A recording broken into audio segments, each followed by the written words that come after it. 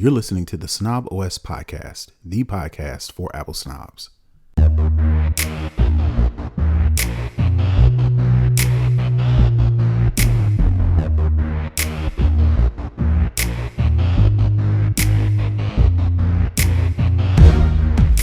Yo, this is Terrance Gaines, aka Brother Tech. And this is Nica Montford, aka Tech Savvy Diva. And welcome back to the Snob OS show, the show for Apple snobs, where we talk all things Apple and then some. We are back with another episode. This is episode 309 of the Snob OS show. So we want to thank all those who've been putting it down for us thus far. I actually need everybody who's listening to do two things. Very, very simple. You ain't got to jump through no hoops. I just need you to, if you listen to our show, however you listen to our show, I need you to go and drop a review of the show. So just review the show. It's great. It's the best. I've been listening to them forever. Show them some love. Do that. That's number one. Number two, we are trying to get our YouTube presence known and expand our YouTube presence. So if you could, please go to our YouTube channel. It's Snob OS Cast, just like everything else. Leave a like, leave a review. I hate doing those, but it goes a long way. So Necessary like and subscribe, hit the notification bell, do all those things. Yeah, we're pointing at all the arrows that they do on the videos. I'm not adding those graphics to this video. So pretend like the like and subscribe. Pretend you see it. Yeah, but I need you to do it. Please go over to our YouTube channel, like, subscribe, and drop a comment. That helps us get shown to a wider YouTube audience. So we definitely want to thank you in advance for doing that. And we're going to get right into the show. As per usual, we always start with the lowdown. And there was another Apple update, iOS 18.4.1, and it is no different than all the other patches that have come out recently. Apple says it's aware of reports that security vulnerabilities that were patched with iOS 18.4.1 may have been exploited in an extremely sophisticated attack against specific targeted individuals. Now, I'm not sure what that means, but the two patches that they picked, I'm assuming these are for people who use these things. The first one was Core Audio, and basically this is processing an audio stream in a maliciously crafted media file that may result in code execution. So that's the first one. A memory corruption issue was addressed with improved bounds checking. So that's kind of how Apple patched it. The second one is called RPAC. An attacker with arbitrary read and write capability may be able to bypass pointer authentication. Apple is aware of a report that this issue may have been exploited. Yada, yada, yada. This issue was addressed by removing the vulnerable code.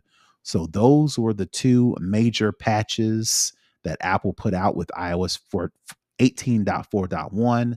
One of the other things that Apple put out in this patch was a CarPlay bug fix of a rare issue that prevents wireless CarPlay connection in certain vehicles. The reason why I want to put that out there is because I was having a problem with CarPlay on our spring break trip. For those who don't know, you have to be a Patreon subscriber. You got to be in the Snobbish community to get the backstory.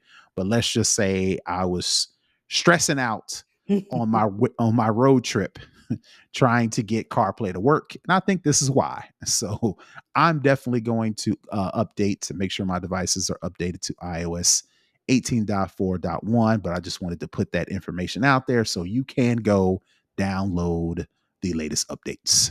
Yep, patch all of them because Sequoia got to update, iPad got to update, okay. iOS got to update them all. It's a new round of .1s out there for all of the software. So make sure you get all your stuff in.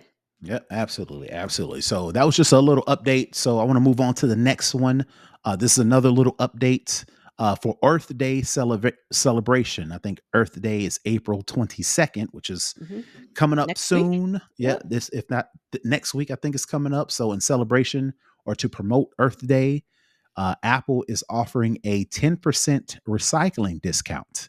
Each customer can bring in up to 5 eligible devices to be recycled. And for each, they will receive a 10% off price of a new device. So if you've got 2 or 3 devices, you'll get 10% per item. So I don't know if you can use that toward the purchase of one item. So if I've got 3, for instance, yeah, not even hypothetically, I have 3 iPads that are sitting on the shelf that are old. Some of them don't turn on.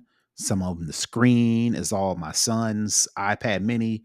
You can tell where his thumb's been because, it's printing. He's got an indentation for his thumbs.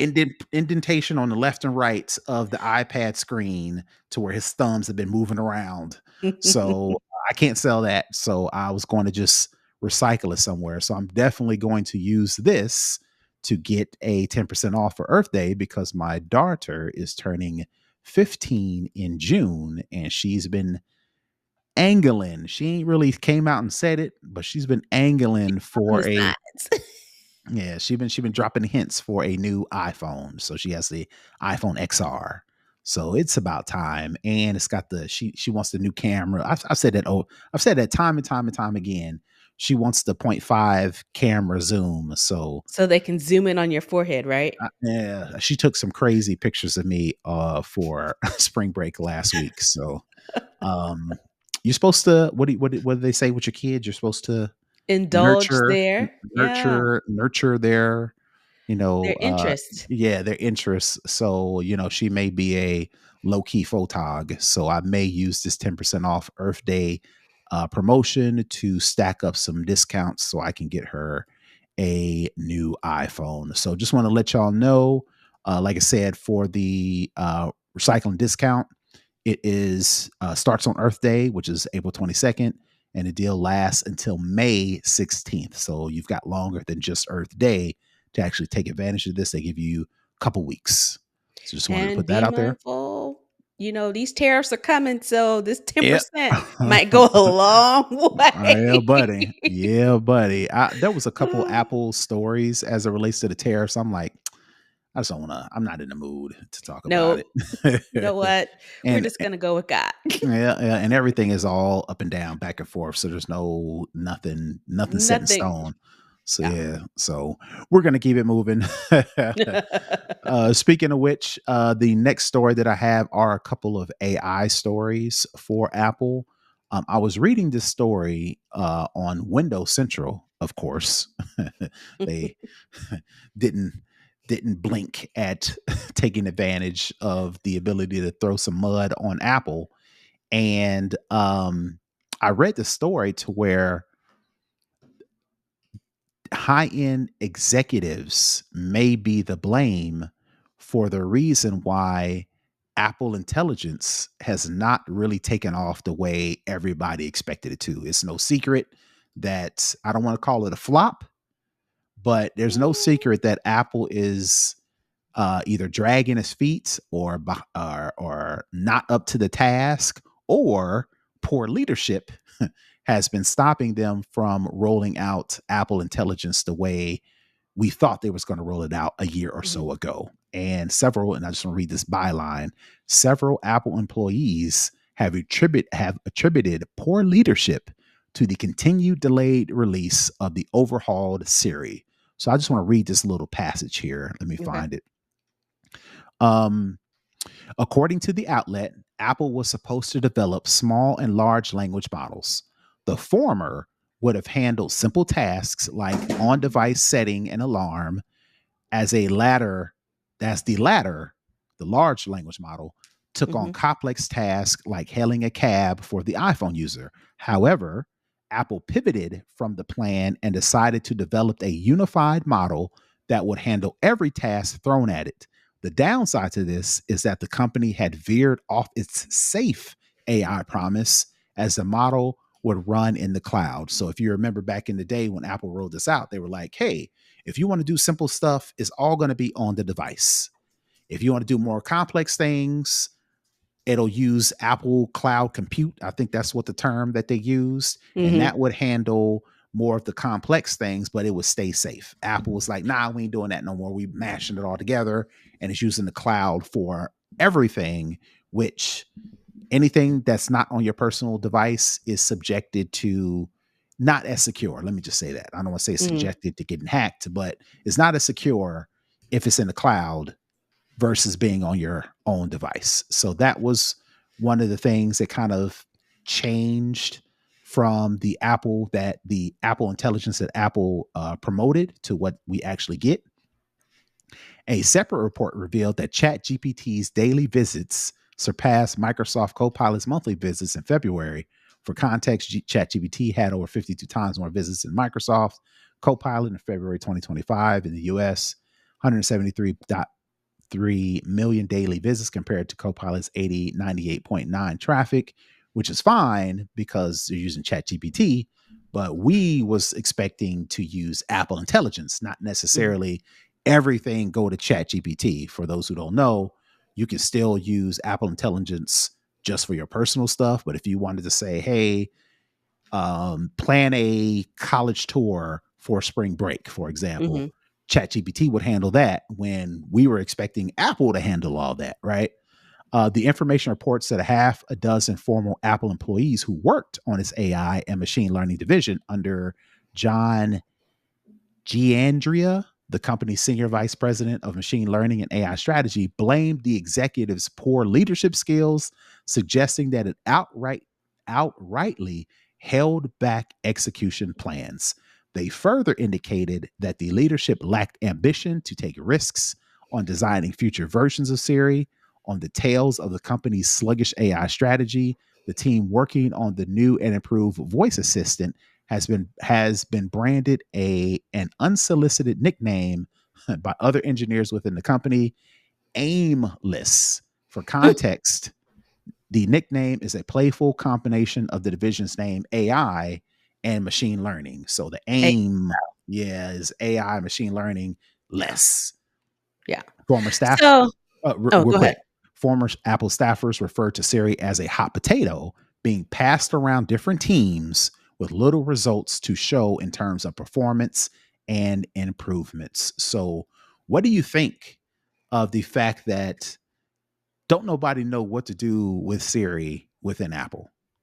So the interesting thing is, my topic on DTNS yesterday was very closely related to this, and it goes a little against what this particular Apple source or Apple executive is saying. Okay. So based on a post from The Verge, Apple, and is kind of what we've already said before, that we thought the issue with Apple Intelligence was, is that Apple was having an issue of how to maintain their company ethos of we're all about our customers' data privacy, as well as we have this new AI technology that we want to bring into our products as well.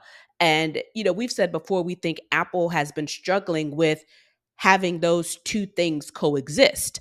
Well, that seems to be confirmed based on this article from Bloomberg. I think it cites Mark Gurman, as well. So it's interesting. Mark Gurman is kind of playing both sides of this, because what Apple is trying to do with Apple Intelligence is the way that they handle their models.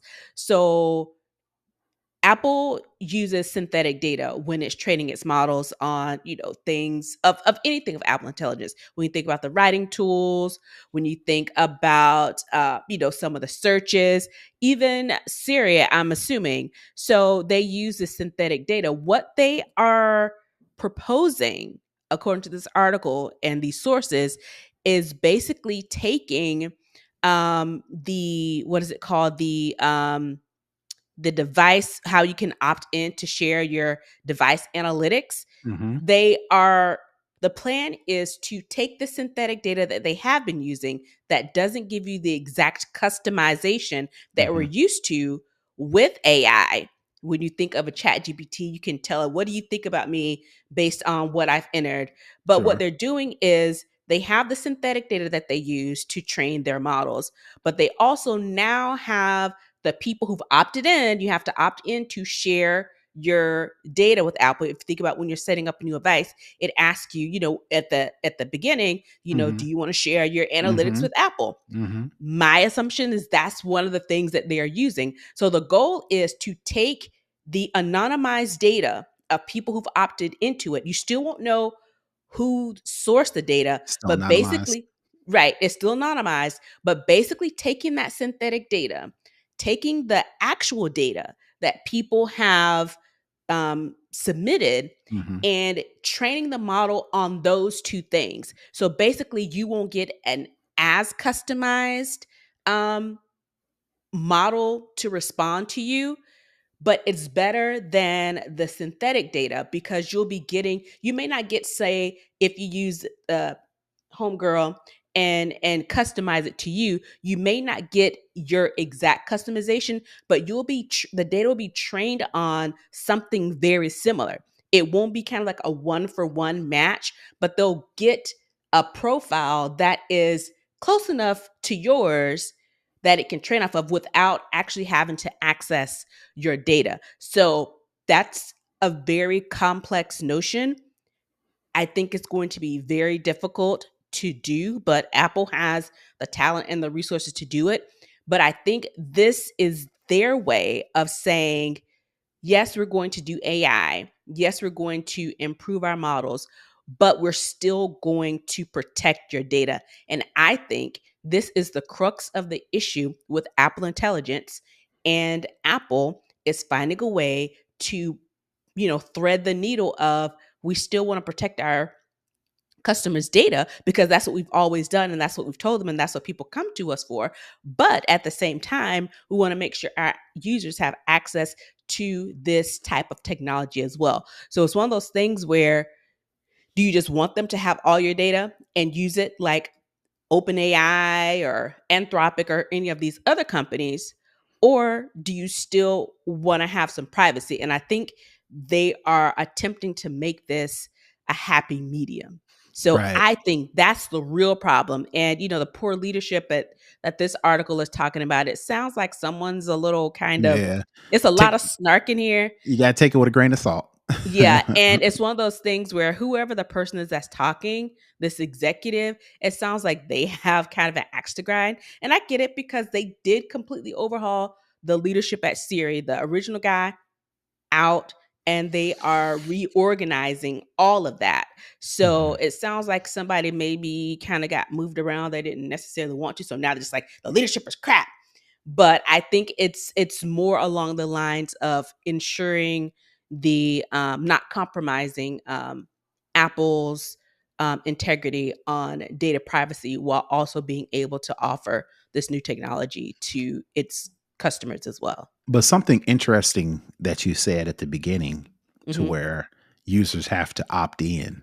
Hmm. I, I'm curious to see how Apple handles the amount of people who potentially will opt out. Because the reason why I say that is because Apple, I don't want to say they puffed out their chest, but they really stuck it to Meta when that whole ask not to track feature, to Hmm. where surprisingly, shockingly, nobody wants to share their app data, with these other third party apps, Meta, whomever the case may be, right? So that was the whole, remember that? Of course you Hmm. remember, but for those who are listening, you may not remember when Apple did that whole ask not to track when you download an app.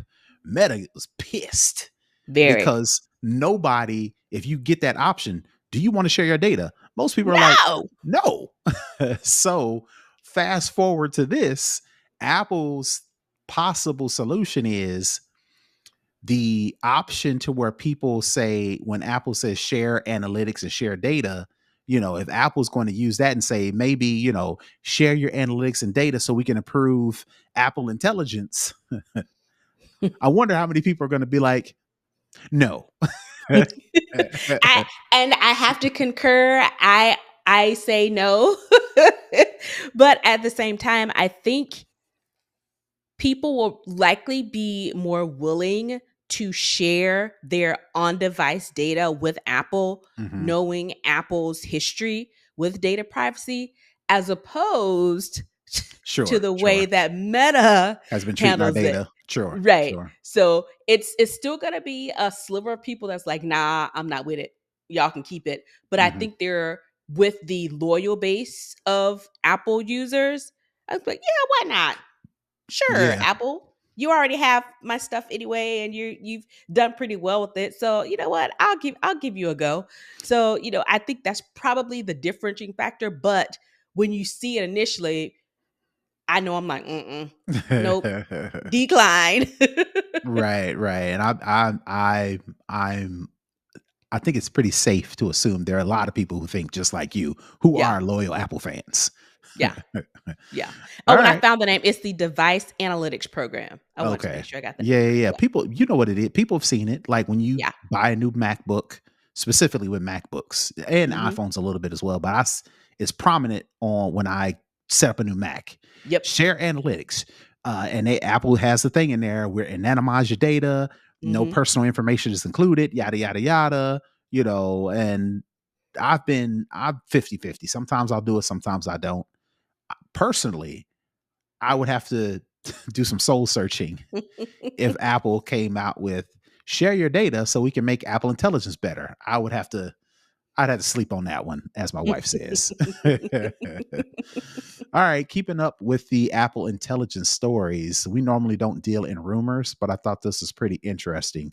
9 to 5 Mac has a story to where WatchOS 12, the upcoming WatchOS 12, will offer Apple Intelligence with a unique twist. Our man, Mark Gurman, recently provided several updates on Apple's upcoming software releases. This included the welcome news that iPad OS will push iPad to be more like Mac. Gurman also mentioned WatchOS 12 offering the first noteworthy details we've heard about the next big Apple Watch update. And he's been quoted as saying, the company is branding a new set of features as powered, air quotes, powered by Apple Intelligence, even though the device isn't actually running AI models directly. So Mm. there's more to it, but too long didn't read. For Apple Intelligence to work on the Apple Watch is going to use computing power from the Mhm. iPhone. So basically the same similar on-device data, the same computing power, all the same things that we're used to when our watches are connected to our phone for other things like making Mm. phone calls, cellular service, depending on what kind of watch you have, if you have GPS or if you have cellular. It's also going to use the iPhone's computing power to offer some features of Apple Intelligence straight from the watch. So you won't have Mm. to pull out your phone to, utilize Apple Intelligence. There are some features you'll be able to do on your watch. Mm. Knowing the history, knowing what Apple is currently dealing with as far as Apple Intelligence, what say you on Apple moving forward and putting Apple Intelligence as it is now? Again, we don't know what it's going to be like when Apple announces iOS 19 and Mhm. confirms WatchOS 12. But let's just say, as it stands now, how would you feel about having Apple Intelligence on your watch? I'm trying to figure out some use cases of how that will actually work with not having a chip with the computing power Hmm. of the Apple Silicon chip, unless they're saying the Apple Watch chip is going to be a bit beefier. I I'm just trying to imagine what Sure. would drive Apple Intelligence on an Apple Watch. So Maybe some writing tools. what? Yeah, you I you're don't you're know. you're onto it. If Okay. you read a little bit more into the story, Okay. there's a comment. I don't know if this is from an Apple employee or spokesperson or just somebody familiar with the matter. Mhm. Two of iPhone's, this is their quotes. Two Mhm. of iPhone's current Apple Intelligence features also work on the Apple Watch. One being notification summaries, and two being the reduce interruptions focus are technically powered by an AI capable phone. It goes on to say they're not working on the Apple Watch, they're being mirrored to the Apple Watch from the iPhone on which they're actually currently running. So the compute power is on the iPhone, and what you're seeing on your Apple Watch is just a mirror from what's actually Okay. happening on your phone. Okay. Okay. That makes a little more sense. And Hmm. maybe some of the Genmoji stuff Hmm. maybe come over. Yeah. Yeah. It says Gurman doesn't share which specific features are coming, but one way or another, WatchOS 12 should make Apple Intelligence a officially supported quotes feature on the Apple Watch. So that's the gist of it. Again, we don't have a lot of Mhm. information. There's another reason why we don't talk about rumors, but I just thought it was interesting that It Apple is is. even considering this, Yeah. knowing all the turmoil that's going on with With Siri and Apple Intelligence as it stands right now. just on the phone. Like, Yeah, just on the phone. Well, chill, bro. so again, we shall see. WWDC is coming up. So hopefully, Apple has buttoned everything all up and gotten all their ducks in a row and have figured out how they're going to maintain security and privacy while offering these additional features that uses a larger amount of data. We shall see when WWDC comes out. Hopefully they got it buttoned up. If not, it's gonna be a tough one coming this fall. And yeah, and speaking of WWDC, I think the last show that we were on, I was waiting to hear Hmm. if I got an invitation to Apple Park. Unfortunately, this year Dang, was a dud dang. as well. So So do you? I don't know. Side note, side subject, right? Uh, Do you think there's something that they're looking for, or is it more of a raffle type deal, or is it networking thing? Do you know somebody? How do you I think it is? honestly, I don't even know Okay. because when the email popped up, I got really excited. Dang, And then they were like, yeah, no. dang, You can watch on the app though. dang. That's Like, crazy. bro, get out of my face. You didn't even have to send me nothing. Right, Just send me right. something if I got it. Don't get my hopes all up seeing the Yeah. email. And I was talking to some other people on social media because we were all waiting to hear. I think I Hmm. posted like something like impatiently waiting, for my notification. And people were kind of chiming in because, they said, by end of day Pacific time, you'll have your notifications. End of day came.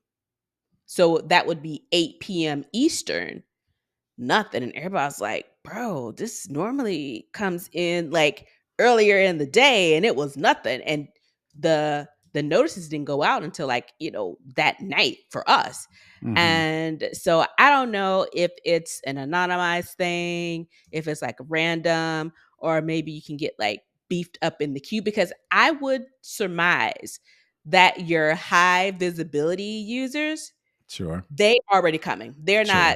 They're not even in this queue. They don't have Right. to get in this Apple. They get their YouTube, journalists. Netflix Yeah, and all of that HBO stuff. and yeah. This is just for Apple developers because you Hmm. have to have an Apple developer Account. login Yeah. account and all that kind of stuff. So I just think it's really just like random. But I had many years ago a guy that I worked with. This was very early in my career. He would go to that was his vacation. Hmm. Every year he'd go to WWDC. He'd be there. He'd go. And so I don't know. I assumed he was going, officially on the developer program. But now that I think about it, I'm like, I don't know. Again, this was back pre-COVID. This was back when life was good, things were good, everything was open. This was so many years ago. So I don't know if the process was different then. And Hmm. now with, we're in this kind of post-COVID, but not fully out of it era. They've reduced the number of people that they allow Sure. on campus now. So that cuts down the number even more. So Right. I'm gonna keep trying. Maybe one day they'll let your girl show up, but I don't know. All right, I'm side losing faith. side note, another side tangent. I love California's weather during the day. Yeah. It's not sunny. I mean, it's sunny, but it ain't that weighted heat that we get down here in Mhm. Atlanta, and it's nice and cool and nice and breezy. But at night, you do have to wear a jacket consistently. But that's one thing about California. That's a nice weather. I'm gonna have to get back out there. Yeah, and in Northern California, in your Silicon Valley, your San Francisco, your Oakland, they have Indian summer. Mhm. So it's cold Uh-huh. in the summertime there.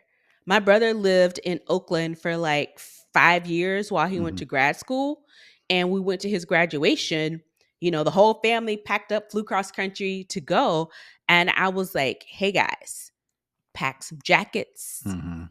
some pants, Mhm. some shoes, because it's going to be off the water and it's going to be colder. Mhm. Yeah, it's fine. It's Okay. California. They Sure. got there like, holy crap. Why Uh-huh. is it so cold? I was like, I told you they have Yeah. Indian summer and we are off of Lake Merritt. We're Yeah. off of the Pacific Ocean. So, yes, That breeze friends, ain't no joke. that breeze we went out to dinner and it was like in the day, it was like, oh, this is nice. You're just walking around doing stuff. Mhm.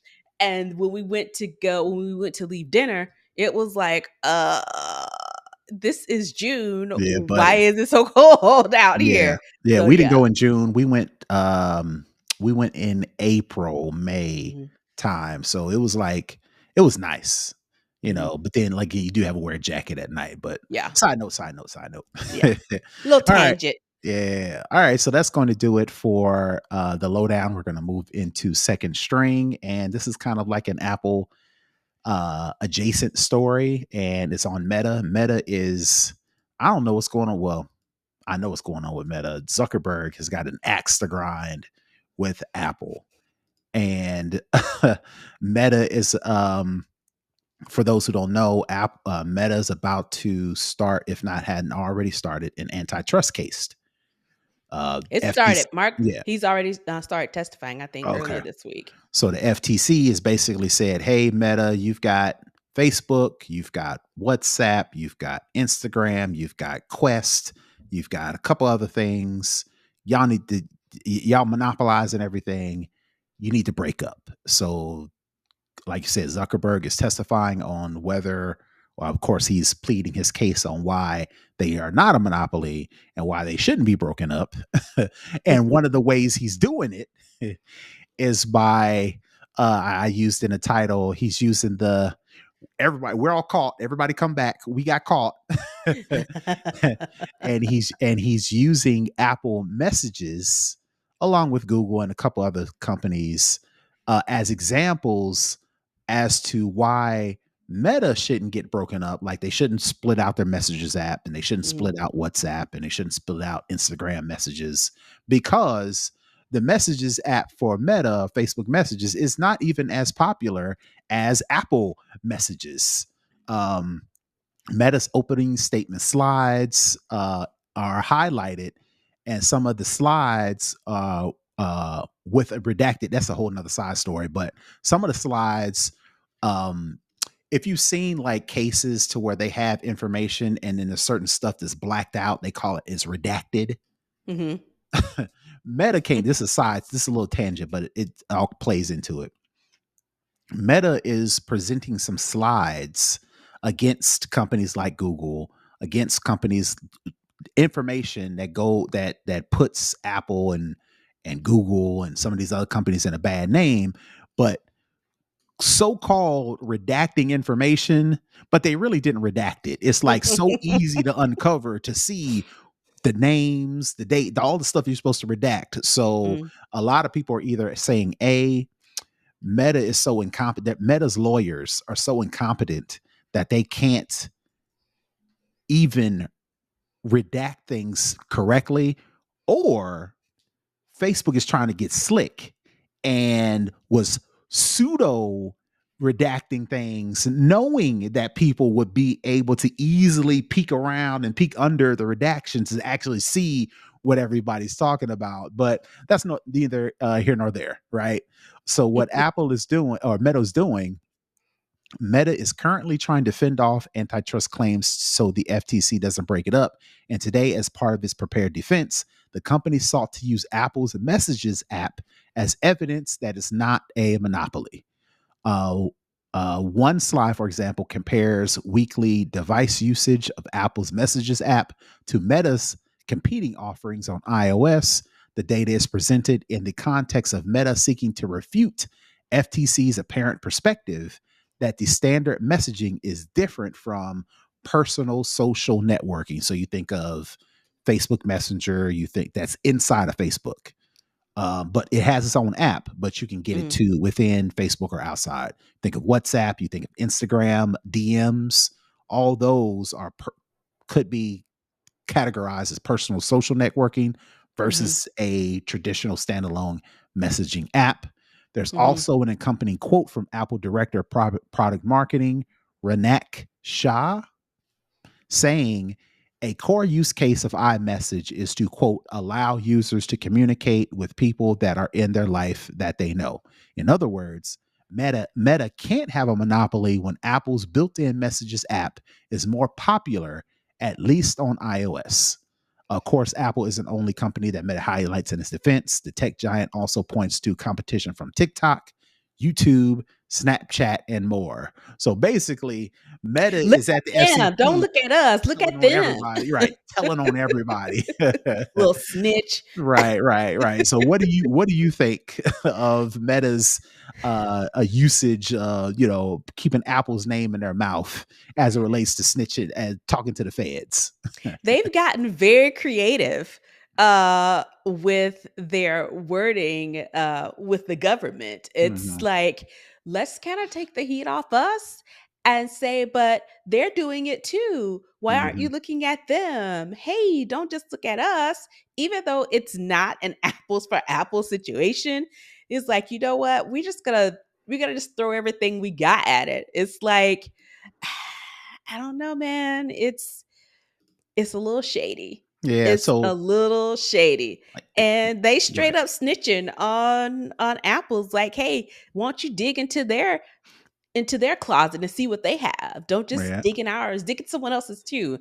And that's very schwarmy, Mhm. and is very no other better word, it's very snitchy. It's Mhm. very much giving, you know, but what am I? Right. If that's what I am, but what are you? You know, that kind of thing. Right. It's Like like yep, very yep. slimy. Very Again, slimy. in our community, snitching is a no, is very taboo. It shouldn't be, but it is. Let's call it what In it some is. cases, let's say it's okay to snitch. Right. I But mean, of course, when somebody's life is in danger, tell. yeah, But if you got caught, you supposed to keep doing your mouth something closed. right.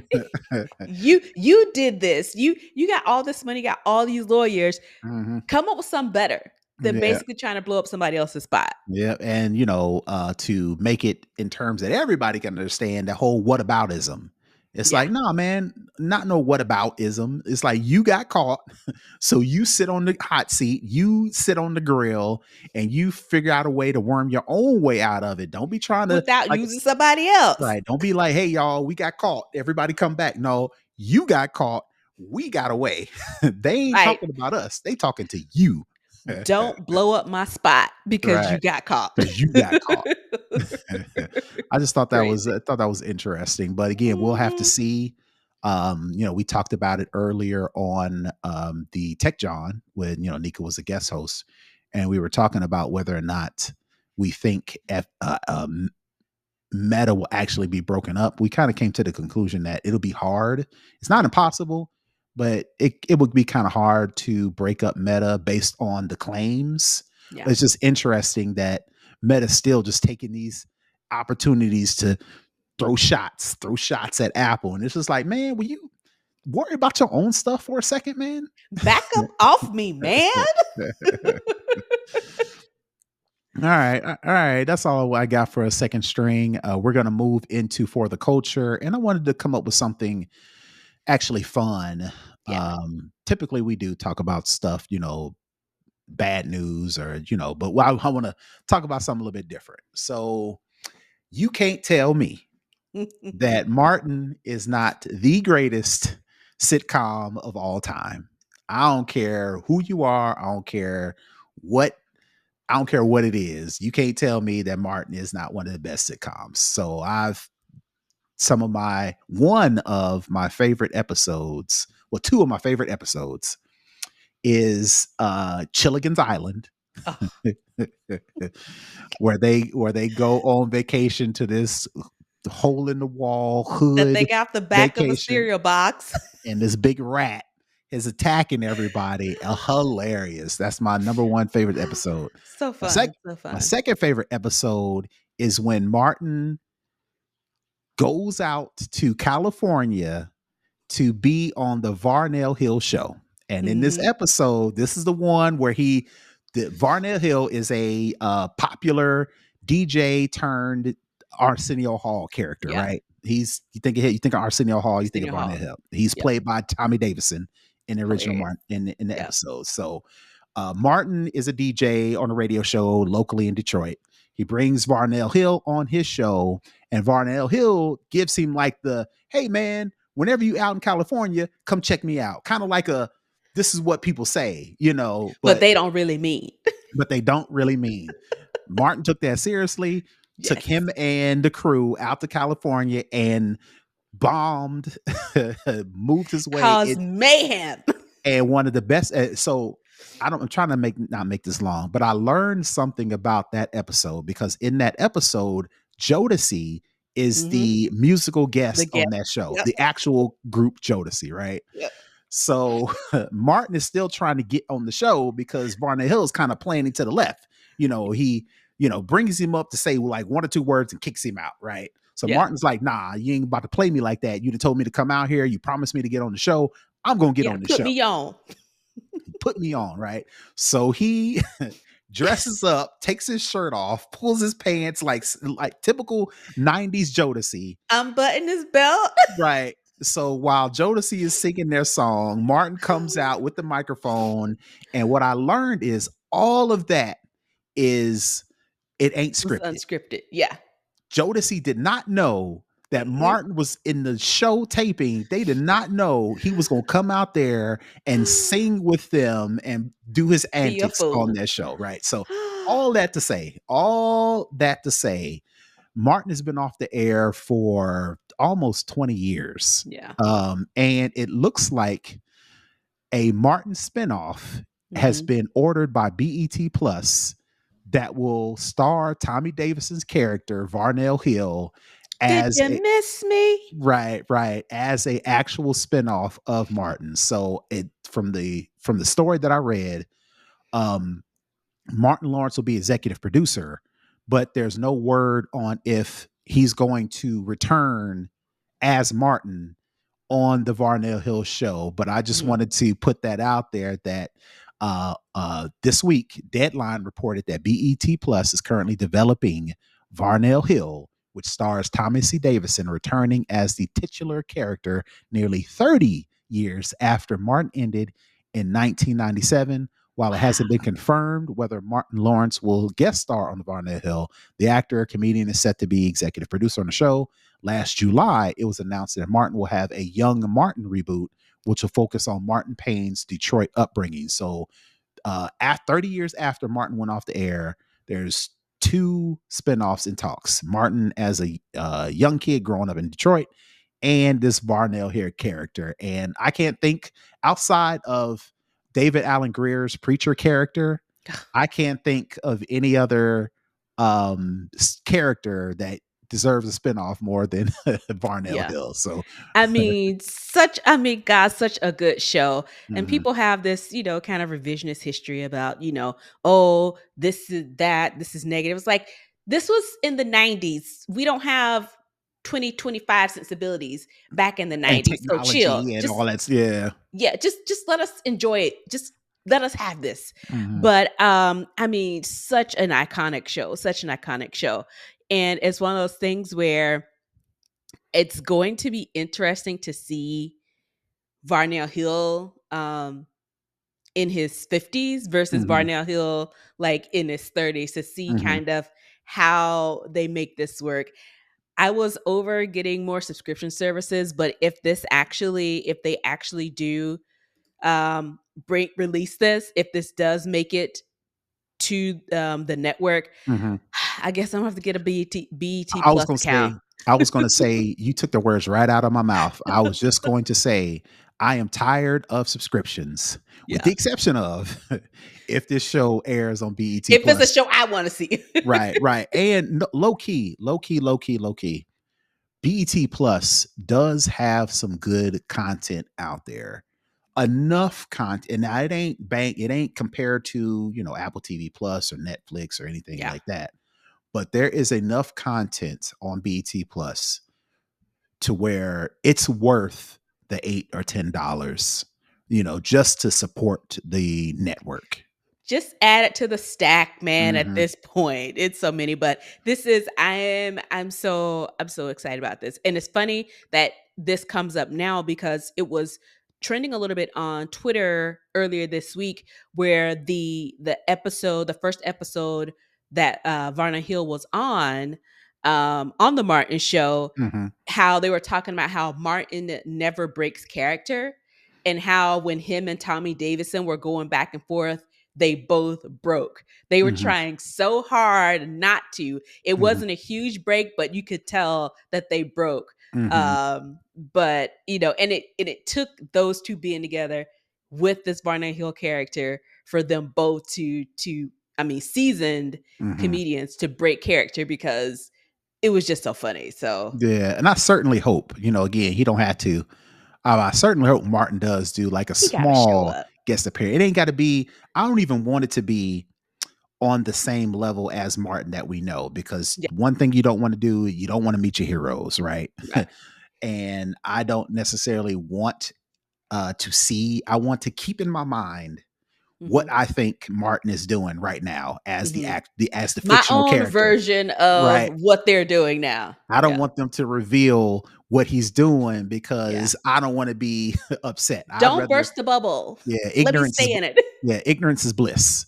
Yeah, yeah. So, but I do want him to do like a very, very small, like little cameo. Cameo. Like Yeah, he is working on the show, cast and director or something like that. And they get yeah, into it for a little something to where they're yeah, working together, but it ain't like he's on contract or something like yeah, that. Something where it's small, where he's in and out, not a recurring yeah, character, yeah, nothing like that. So, yeah. This is all gonna right. be fun. Yep, yep, yeah. So that's all I had for the culture. We're gonna move into the hookup, and this is something that I was doing this week, and I'm like, oh, that'll make a nice little hookup. So I was working on my Mac, and I had a dot movie file. Dot movie file is um QuickTime. works on all different formats, whether it's going on social media. Um, no, let me say it the other way. MP4 is a more universal format for videos. It goes on Hmm. YouTube, social media. But sometimes when you're publishing or editing video, it spits it out as a .mov file, which doesn't have the same crossover platform compatibility, right? Hmm. So my hookup for the week is you can actually use QuickTime to open up a .movie file and export it as a .mp4 file. And the reason why you want to do that is because you don't have to uh, pay for a compressor of software. I use Handbrake. It's like a free software that you can compress files to where they're not so big and make them smaller, and you can also save them as different versions. But that's a whole nother software that you got to install. You got to figure out how to open up your file. You got to figure out how to convert it. Well, Hmm. QuickTime is free. It comes Hmm. on every Mac, and that is the default video player for when you just open up any file. So if you click on the .movie file, it's going to open up in QuickTime anyway. So you Hmm. might as well stay in QuickTime. And when you export from QuickTime, you export it as and you don't even have to. There's no even setting. You just change the end of the file format to MP4, and in QuickTime will save it as a .mov .mp4 file.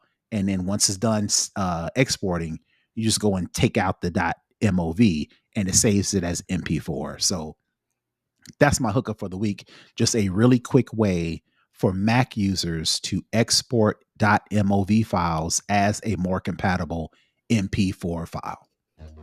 All right, so that is my hookup for the week, and I think that's going to do it for this week's show. So, Nica, tell the folks where they can find you. You can find me at Tech Savvy Diva everywhere. And you can find me all over the internet at Brother Tech. That's BROTHATECH. If you dug our show, if you are digging if you're picking up what we're putting down, please, I implore you to become a Patreon supporter. And you can do that by going to patreon.com/snoboscast. And as a thank you for becoming a part of our Snobist community, you will get access to the show early. You'll get to listen to us live so you can participate in our studio audience. And you get exclusive content that you won't hear on this show. Before we actually record our show, we do our pre-show to where we talk about all kinds of different things, tech or not. You got to be a Patreon supporter to get that content. But if you do, like I said, you get some extra special bonuses. So please go to patreon.com/snoboscast. Listen live and get our exclusive Snobist show. And I think that's going to do it for this week. So until next week, we are out. Peace. Bye, everybody.